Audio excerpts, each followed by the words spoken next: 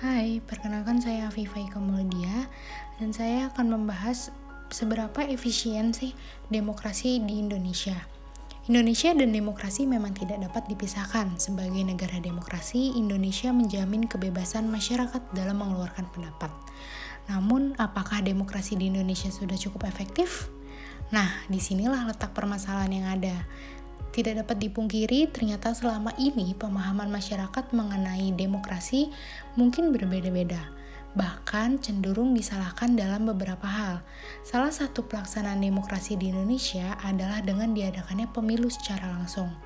Namun pada kenyataan saat ini, bahkan hal seperti pemilu sebenarnya merupakan pesta demokrasi masyarakat banyak dimanfaatkan oleh oknum tertentu untuk tujuan memperoleh kekuasaan di pemerintahan. Dengan segala cara, mereka berlomba memperoleh suara dari masyarakat, termasuk dengan memberikan sejumlah uang. Hal ini ternyata bukan hal baru dalam masyarakat. Ketika dihadapkan dalam kondisi seperti ini, masyarakat kelas menengah ke bawah tentunya tergiur dengan sejumlah uang dan iming-iming yang ditawarkan. Dan tanpa sadar, ternyata mereka telah menggadaikan hak mereka sebagai warga negara Indonesia. Namun hal ini tidak dapat dipungkiri juga karena tingkat kepercayaan masyarakat terhadap pemerintah yang semakin berkurang. Kebanyakan dari mereka akan mengungkapkan janji kampanye yang sangat menjanjikan di mata rakyat, kemudian menguap begitu saja ketika sudah terpilih, tidak mengedepankan kepentingan masyarakat. Semua hilang begitu saja bersama dengan lunturnya kepercayaan masyarakat. Salah satu bentuk demokrasi lain yang sering sekali ditemukan di Indonesia yaitu mengemukakan pendapat di muka umum dengan cara berunjuk rasa. Saat ini, aksi unjuk rasa banyak dilakukan oleh berbagai kalangan usia, pekerjaan, maupun organisasi. Cara ini dianggap merupakan cara agar mereka dapat menyampaikan aspirasi secara langsung di muka umum dan biasanya untuk mengkritik pemerintahan maupun menyuarakan berbagai tuntutan. Yang menjadi persoalan di sini adalah ketika terdapat unjuk rasa yang sengaja digerakkan oleh oknum tertentu dengan membayar sejumlah orang untuk tujuan tertentu, entah itu untuk mengkritik kebijakan pemerintah dan sebagainya. Penyalahgunaan hal-hal seperti ini tentunya tidak baik jika diterus berkembang di Indonesia. Ada kalanya jika masyarakat perlu menyuarakan aspirasi itu dari keinginan dirinya sendiri, bukan karena diberi sejumlah imbalan dari orang lain. Karena masyarakat yang kritis akan senantiasa turut serta mengawasi jalannya pemerintahan yang ada. Selain itu, tidak semua dari unjuk rasa yang berakhir dengan adanya kondusif. Tidak jarang oknum-oknum yang tidak bertanggung jawab malah mengganggu ketertiban dan membuat kerusuhan serta merusak fasilitas umum. Hal ini tentunya harus dihindari, mengingat bukan hal seperti itu hal yang diinginkan dari sebuah demokrasi. Demokrasi sejatinya menuntut masyarakat untuk turut serta aktif mengawasi jalannya pemerintahan, tetapi tidak dengan cara yang gegabah dan tanpa berpikir panjang langsung melampiaskan dengan membuat kerusuhan dan perbuatan kerusakan. Mungkin suatu saat masyarakat akan mengerti cara menggunakan hak demokrasi mereka dengan baik dan benar serta dapat mengawal jalannya pemerintahan secara efektif. Sehingga suatu saat bukan hal yang mustahil akan terciptanya negara yang kondusif. Jadi, berdasarkan kasus yang sudah saya jelaskan tadi, ternyata negara Indonesia masih belum cukup efektif atau kondusif dalam.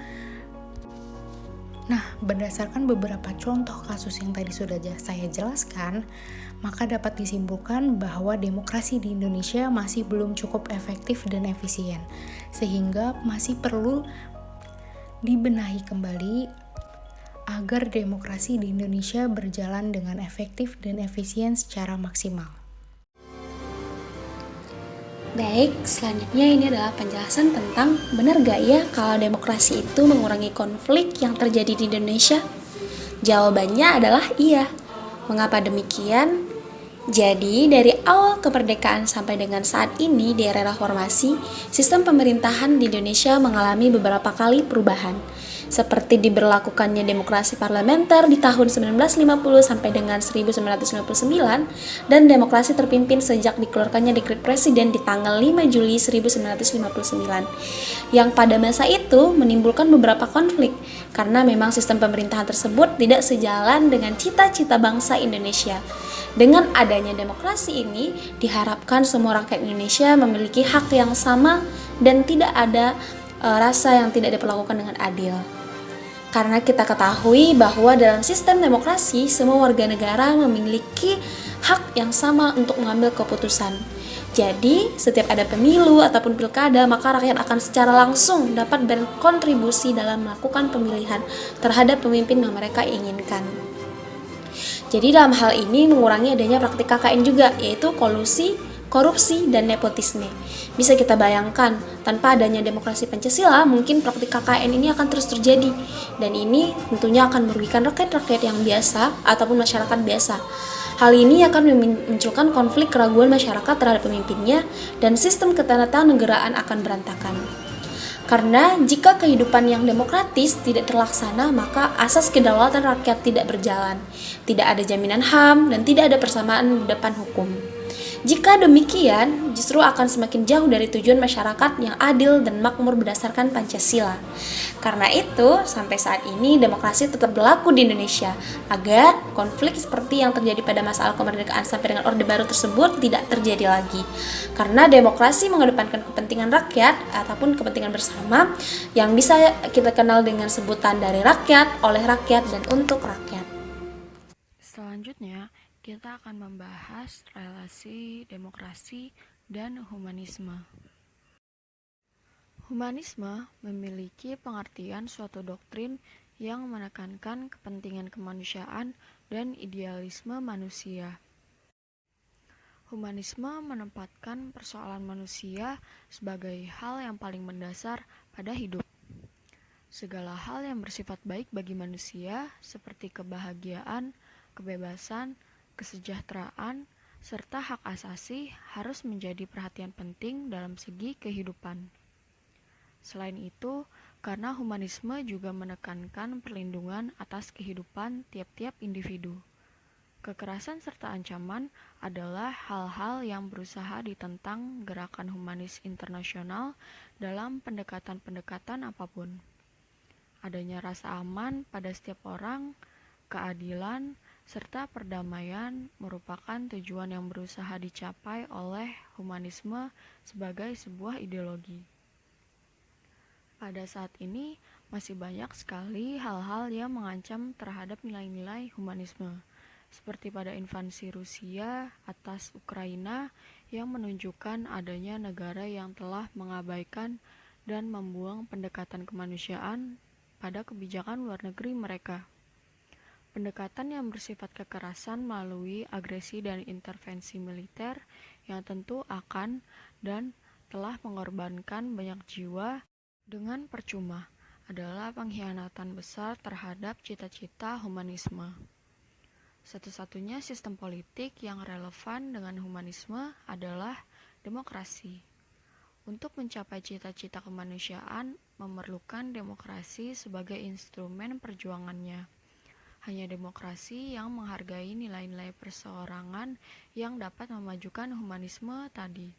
Suatu demokrasi yang utuh dan bulat, mengakar mendalam hingga ke aspek kehidupan sehari-hari, tidak semata-mata soal acara pemilihan belaka. Demokratis dan humanis menuntut suasana saling menerima, mau hidup bersama dalam perbedaan, dapat menghargai gagasan orang lain, tidak represif dan rasis, ada kebebasan memilih, tidak diskriminasi, ada keadilan, dan ada tanggung jawab. Setelah dijelaskan tentang detail-detail tentang demokrasi, saya akan menjelaskan bagaimana demokrasi di Indonesia dijalankan. Pada sistem pemerintahan demokrasi, kedaulatan tertinggi akan berada di tangan rakyat, yang kemudian rakyat akan memandatkan kedaulatan tersebut kepada wakil-wakil terpilih untuk menjalankan kekuasaan pemerintahan. Saya akan memulai menjelaskan contoh demokrasi dari skala terkecil, yaitu ketika sekolah biasanya kita akan memilih ketua OSIS atau ketua kelas lewat musyawarah atau voting. Atau biasanya ketika akan menjalankan rapat ulang tahun sekolah, kita akan melakukan musyawarah berkala pada tingkat kelas hingga tingkat ekskul. Selanjutnya dalam skala yang lebih besar yaitu skala masyarakat. Skala masyarakat biasanya demokrasi dijalankan dengan melakukan rapat untuk menentukan ketua RT dan RW serta untuk menentukan jadwal ronda atau piket yang akan dijalankan secara mingguan. Melalui rapat ini, masyarakat dapat menyampaikan aspirasinya sesuai dengan ketentuan yang berlaku dan dapat memberikan yang terbaik bagi lingkungan. Selanjutnya ke tingkat yang lebih besar yaitu tingkat negara. Pada tingkat negara, yang paling jelas adalah ketika kita melaksanakan pemilu atau pemilihan umum.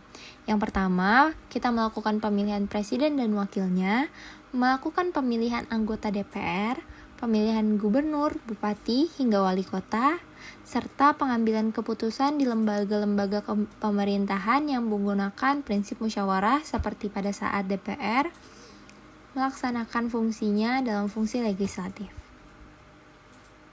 Yang terakhir adalah dijaminnya hak berpolitik semua orang sehingga banyak bermunculan partai politik. Mahasiswa pun dibebaskan untuk mengungkapkan aspirasinya melalui demo-demo yang dilaksanakan oleh BEM-BEM dari tiap universitas.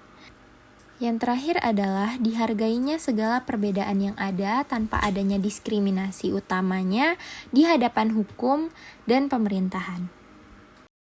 Sekian penjelasan tentang demokrasi dari kelompok kami. Wassalamualaikum warahmatullahi wabarakatuh.